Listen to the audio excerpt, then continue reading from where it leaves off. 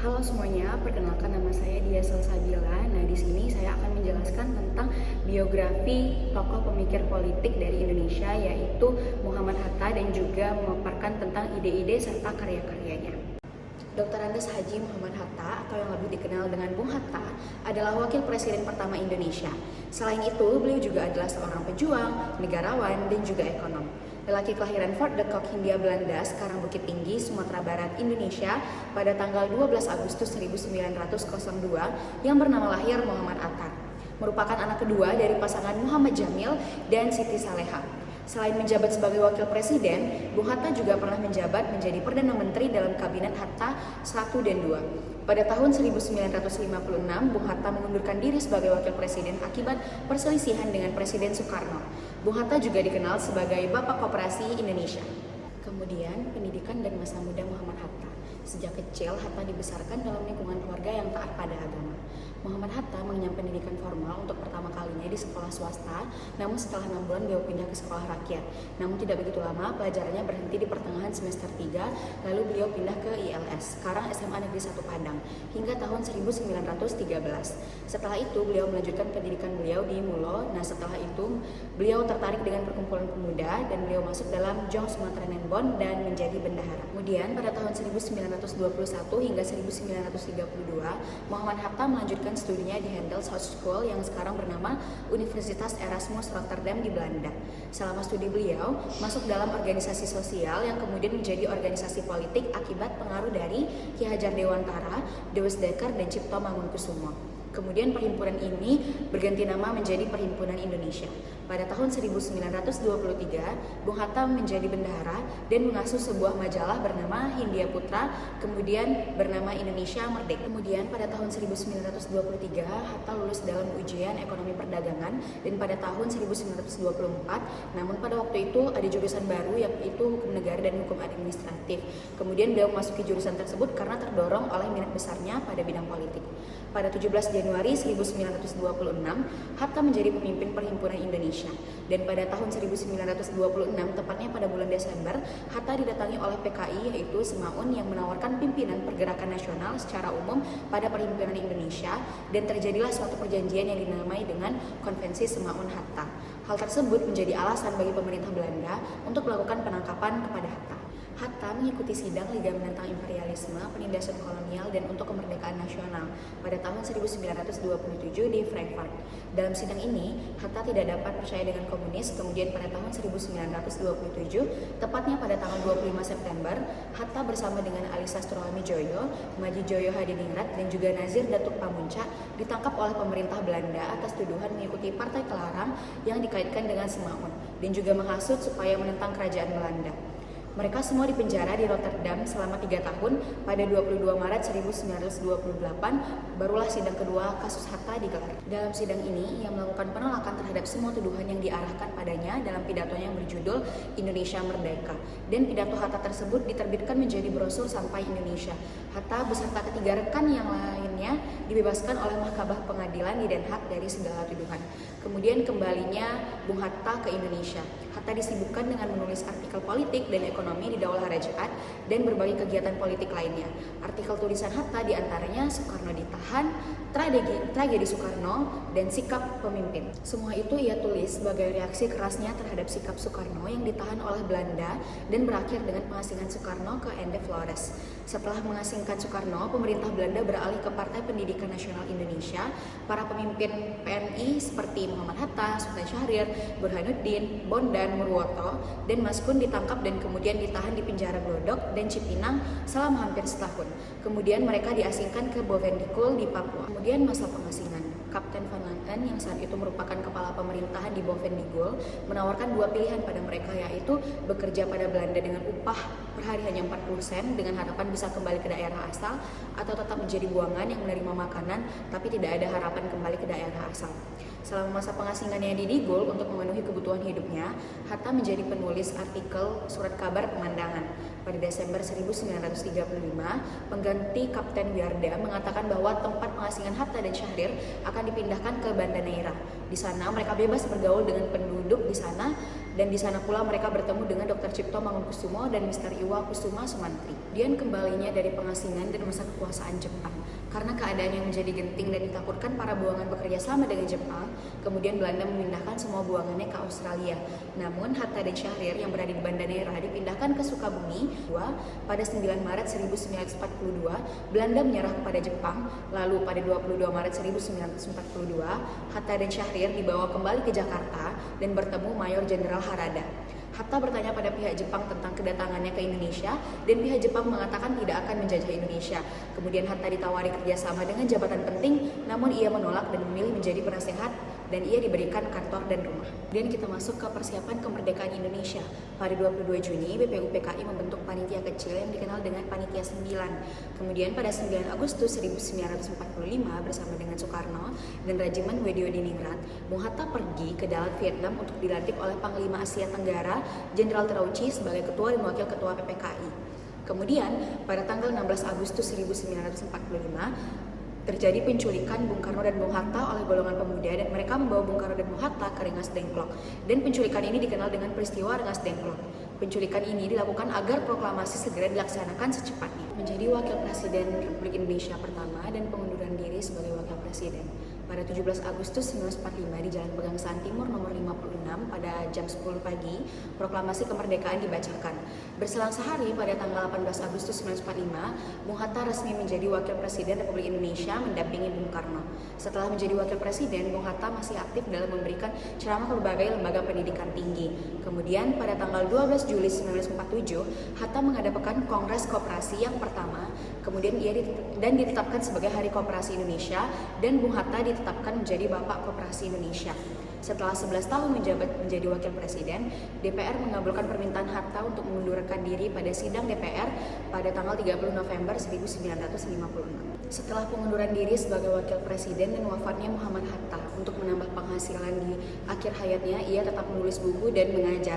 Pada tahun 1963, saat Presiden Soekarno berada pada puncak kejayaannya, Bung Hatta jatuh sakit dan perlu perawatan ke Swedia yang alatnya lebih lengkap.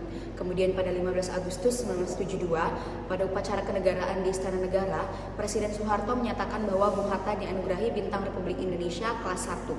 Setelah dirawat selama 11 hari di Rumah Sakit Cipto Mangunkusumo di Jakarta, pada 14 Maret 1980, pada pukul 7 malam, Bung Hatta meninggal dunia. Pada tahun 1986, saat pemerintahan Soeharto, Bung Hatta ditetapkan sebagai pahlawan proklamator, dan pada tahun 2012, tepatnya pada tanggal 7 November, beliau ditetapkan sebagai pahlawan nasional. Pemikiran Muhammad Hatta dalam bidang politik yang pertama, demokrasi Pancasila. Hatta mempromosikan gagasan tentang demokrasi Pancasila yang mencakup prinsip-prinsip demokrasi yang diadaptasi dan disesuaikan dengan nilai-nilai dan kebudayaan Indonesia. Demokrasi Pancasila menekankan pentingnya keadilan sosial, kesejahteraan bersama, dan partisipasi aktif masyarakat dalam pengambilan keputusan politik. Yang kedua, keadilan sosial. Salah satu pemikiran utama Hatta adalah keadilan sosial. Ia percaya bahwa pemerintah memiliki tanggung jawab untuk memastikan distribusi yang adil dari sumber daya dan kesempatan kepada semua warga negara, terutama yang kurang mampu. Kemudian yang ketiga, nasionalisme. Hatta adalah seorang nasionalis yang kuat. Ia mendukung pembentukan negara Indonesia yang merdeka dan berdaulat, serta mengedepankan kepentingan bangsa di atas kepentingan individu atau kelompok. Yang keempat, ekonomi kerakyatan. Hatta mengembangkan konsep ekonomi kerakyatan yang menekankan pentingnya partisipasi rakyat dalam pengembangan ekonomi. Ia percaya bahwa ekonomi harus dikelola untuk kepentingan bersama, bukan untuk keuntungan segelintir orang atau kelompok. Kemudian yang kelima, pemerintahan yang efektif dan bersih. Hatta memperjuangkan pemerintahan yang efektif dan bersih, yang berintegritas dan melayani kepentingan rakyat. Ia menentang korupsi dan nepotisme dalam administrasi pemerintahan, serta memperjuangkan transparansi dan akuntabilitas dalam penyelenggaraan negara. Dan yang terakhir ada persatuan dan kesatuan. Hatta menekankan pentingnya persatuan dan kesatuan dalam membangun negara Indonesia, yang mendukung kerjasama antar etnis, antar agama, dan antar kelompok dalam menciptakan stabilitas politik dan sosial. Pemikiran-pemikiran ini mencerminkan visi Hatta tentang negara Indonesia yang merdeka, adil, dan makmur, serta berfungsi sebagai pedoman dalam pembentukan struktur politik dan sosial Indonesia pasca kemerdekaan. Kemudian pemikiran Muhammad Hatta di lingkungan internasional, yang pertama yaitu nasionalisme dan dekolonisasi. Kontribusi Hatta dalam perjuangan kemerdekaan Indonesia dan pemikirannya tentang nasionalisme memberikan inspirasi bagi gerakan dekolonisasi di seluruh dunia. Yang kedua, Pancasila sebagai ideologi negara.